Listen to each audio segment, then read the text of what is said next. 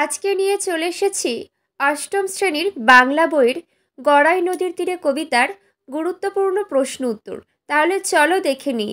এই প্রশ্ন উত্তরগুলি তোমাদের পরীক্ষার জন্য খুবই গুরুত্বপূর্ণ।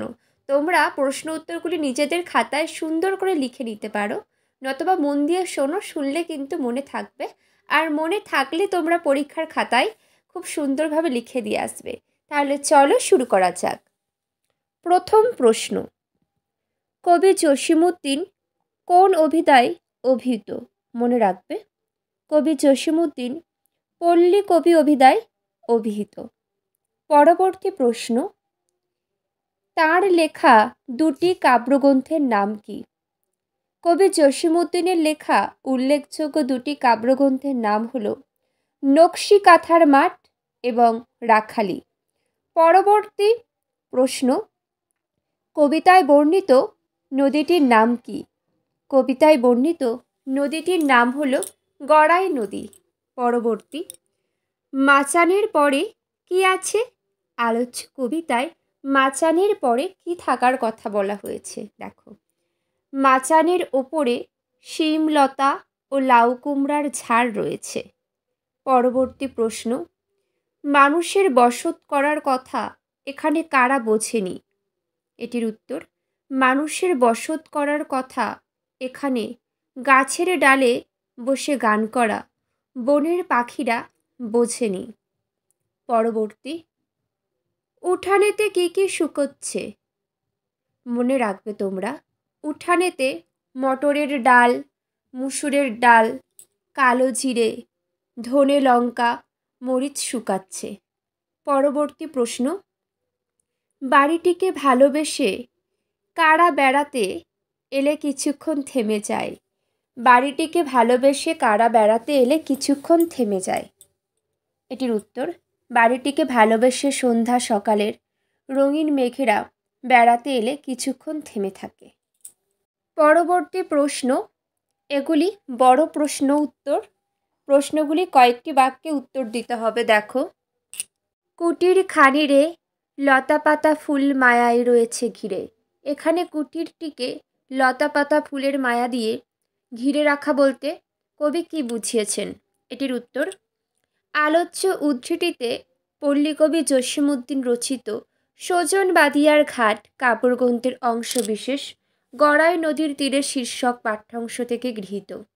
পল্লীকবি জসিমউদ্দিন আলোচ্য পদ্যাংশটিতে গড়াই নদীর পাশে অবস্থিত এক সুন্দর ছায়া সুশীতল পল্লী প্রকৃতির সুন্দর ছবি এঁকেছেন।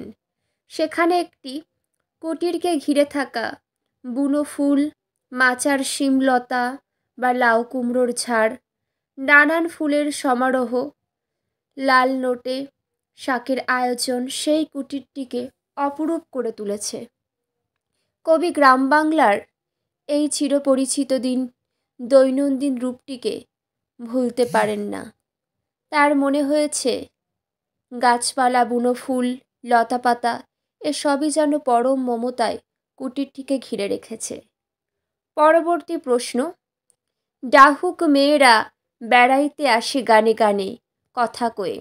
ডাহুক মেয়ে কারা? তারা কাদের নিয়ে আসে? তারা কিভাবে কথা বলে? পল্লীকবি জসিমউদ্দিন রচিত সজন বাদিয়ার ঘাট কাব্যগ্রন্থের অন্তর্গত গড়াই নদীর তীরে কবিতা থেকে উদ্ধৃত আলোচ্য পংক্তিটিতে ডাহুক মেয়ে বলতে স্ত্রী ডাহুক পাখির কথা বোঝানো হয়েছে। স্ত্রী ডাহুক মেয়েরা তাদের ছানাদের নিয়ে কুটিরের উঠোনে এসে ঘুরে যায়। পল্লী বাংলার এই নির্জন প্রকৃতির রাজ্যে কবির মনে হয় ডাহুকেরা পরস্পরের মধ্যে নির্ভয়ে গান গেয়ে কথা বলে। পরবর্তী প্রশ্ন, কিছুক্ষণ যেন থামিয়া রয়েছে এ বাড়িরে ভালোবেসে। রঙিন মেঘেরা বাড়িটিকে ভালোবেসে থেমে থাকে। এর মধ্য দিয়ে কবি কি বোঝাতে চেয়েছেন? পল্লীকবি জসিমউদ্দিন রচিত গড়াই নদীর তীরে শীর্ষক পাঠ্যাংশে থেকে উদ্ধৃত এই পংক্তিটিতে নদী তীরের কুটিরের ওপর দিয়ে সবসময় ভেসে যাওয়া মেঘেদের এখানে কিছুক্ষণ থেমে থাকার কথা বলা হয়েছে। কুটিরটির শান্ত সুন্দর স্নিগ্ধ রূপ যেন আকাশের মেঘেরাও মেঘেদেরও মনকে হরণ করে রেখেছে। মেঘের দল যেন আজ নদী তীরের এই ছায়াঘেরা কুটিরের দিকেই তাকিয়ে রয়েছে। এক্ষেত্রে কবির মুগ্ধতাই যেন মেঘের মধ্য দিয়ে প্রকাশিত হয়েছে। পরবর্তী প্রশ্ন, এটা একদম বড় প্রশ্ন। দেখো, এবাড়ির যত আনন্দ হাসি আঁকা জীবন্ত করি।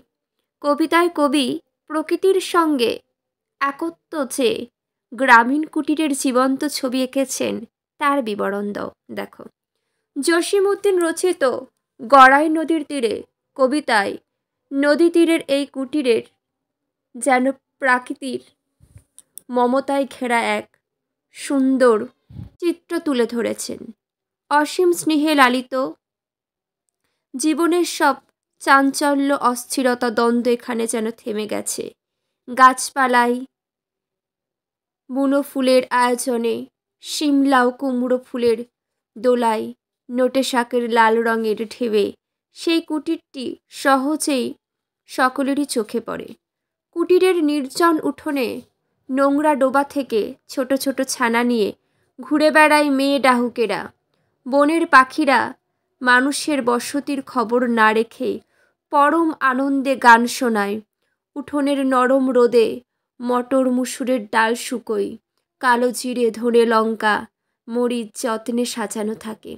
এইসব বিচিত্র রঙের আলপনা কবিকে মুগ্ধ করে।